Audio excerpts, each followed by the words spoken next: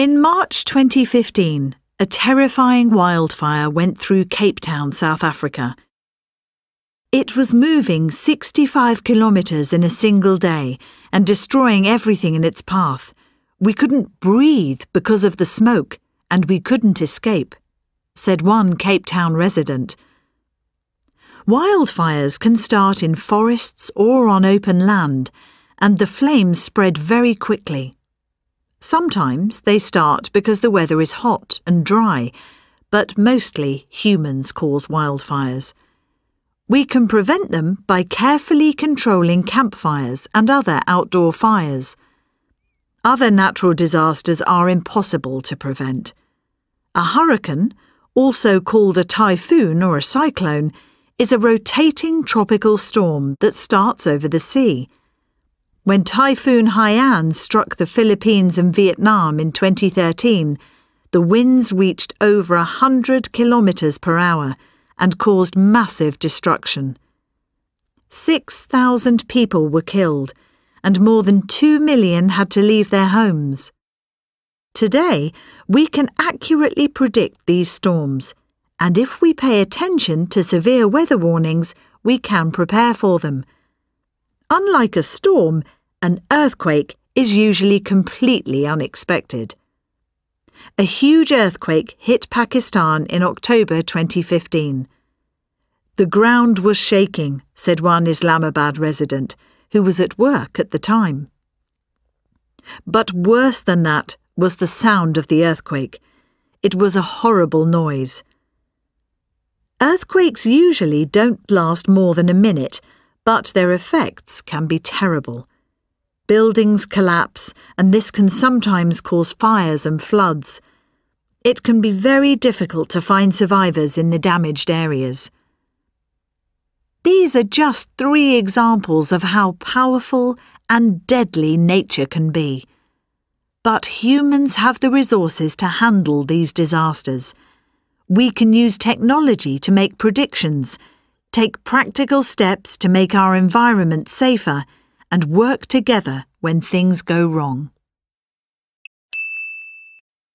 How can we be prepared for a natural disaster like a cyclone, a wildfire, or an earthquake? Weather forecasters can usually predict a cyclone. You should always pay attention to any warnings about severe weather that you hear on TV. Of course, other disasters like earthquakes can be completely unexpected, but you can always be prepared for an emergency. Keep supplies of food, water, and a first aid kit in a safe place. Make sure you have basic equipment, like a fire extinguisher, to prevent any fires from spreading. If you're prepared for an emergency, you have a much better chance of survival.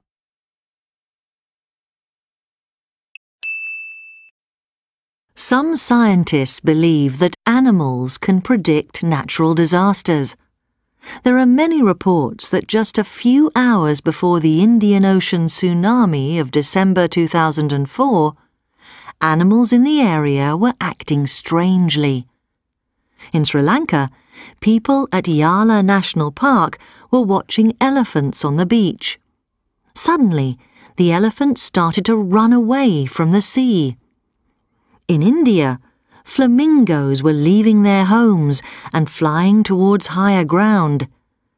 In a small village in Thailand, buffalo were eating grass near the sea when they suddenly stopped and ran up a hill. The people from the village followed them, and it may have saved their lives.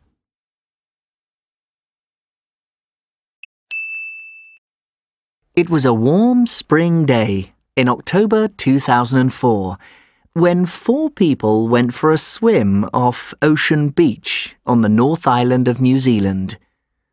They were enjoying the beautiful blue water when they noticed that a group of dolphins was swimming fast towards them. The dolphins made a circle around the swimmers and then started splashing the water loudly with their tails. At first, the swimmers didn't understand what was happening. But then, they saw a great white shark chasing them. The brave dolphins were keeping the shark away from the swimmers. The dolphins stayed with the swimmers for 40 minutes until a rescue boat came. Then the dolphins followed the boat back to the beach. It's an amazing story, but it's not unusual. Dolphins are very intelligent mammals, said one expert. They will often try to help you if you're in trouble.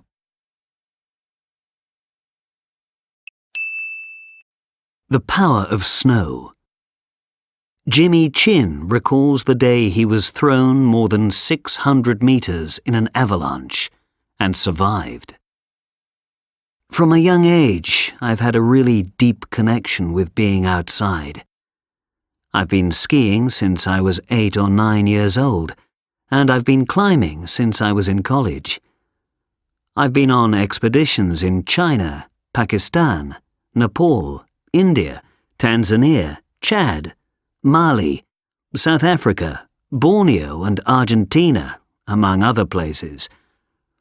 But it was in my home country, the USA, that I came closest to death. It was the 1st of April, 2011. I was filming and skiing in the Tetons, a mountain range in Wyoming.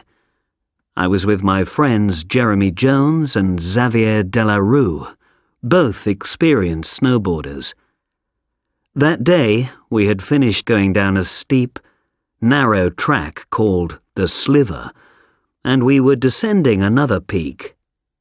I was the last person to ski. Jeremy and Xavier were watching me from a safe area. Suddenly, I heard someone scream. I turned around and saw the whole mountain start to move behind me. It was a massive avalanche. The kind of avalanche that destroys trees, cars, buses, even houses. Tens of thousands of tons of snow were coming straight down the mountain behind me. I felt the snow push me forwards, hundreds of meters, and then cover me. It was so heavy that I couldn't breathe. And then it pushed me forwards again and up, out of the snowpack. I looked around, and for a few seconds I actually stopped being terrified. I had a moment to pause and to look at the power of the avalanche. Imagine snow, the same weight as 1,000 aeroplanes, falling like an ocean all around you. You don't ever sense that kind of power. I looked down into the bottom of the valley. I could see trees that were 30 meters tall, but they looked tiny to me because I was so far away.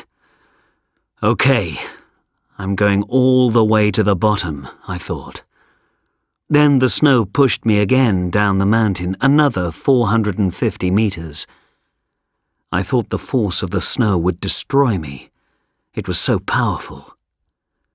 But eventually, I felt the avalanche slow down, and I just popped right out of the snow at the bottom of the valley. It took Jeremy and Xavier about 20 minutes to reach me. There was a pile of debris across the bottom of the mountain, 300 meters wide. They were certain that I was dead. They couldn't believe it when they saw me. I was so lucky. Has the experience changed me? Do I think about life differently? I don't know. Maybe. But I do know that it's important to live your life with meaning. Life is a gift, so use it wisely.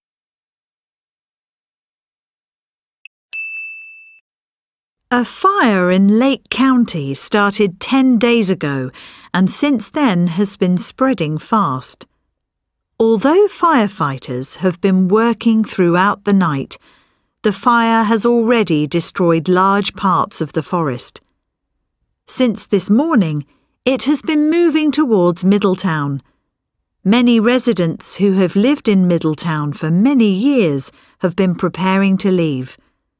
They've been packing up their most important possessions throughout the day, and there's now a long line of cars heading out of town and towards safety. Many of these residents have lived here their whole lives, and most people I've talked to are both frightened and sad to leave.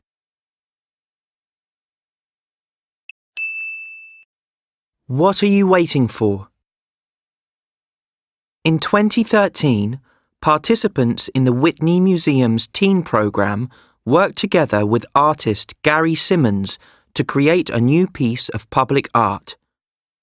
As they were trying to think of a theme for the project, many of the young people spoke about how much time they spend waiting for friends, for trains, for phone calls, to become adults.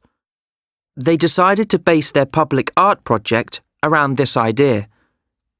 The teens talked to their peers and friends and collected responses to the question, "What are you waiting for?" Then they all worked together to create a collage of these responses. The collage was photographed and made into a series of large posters. The posters were displayed at the construction site for the new Whitney Museum building in New York City. These are some of the responses to the question, "What are you waiting for?"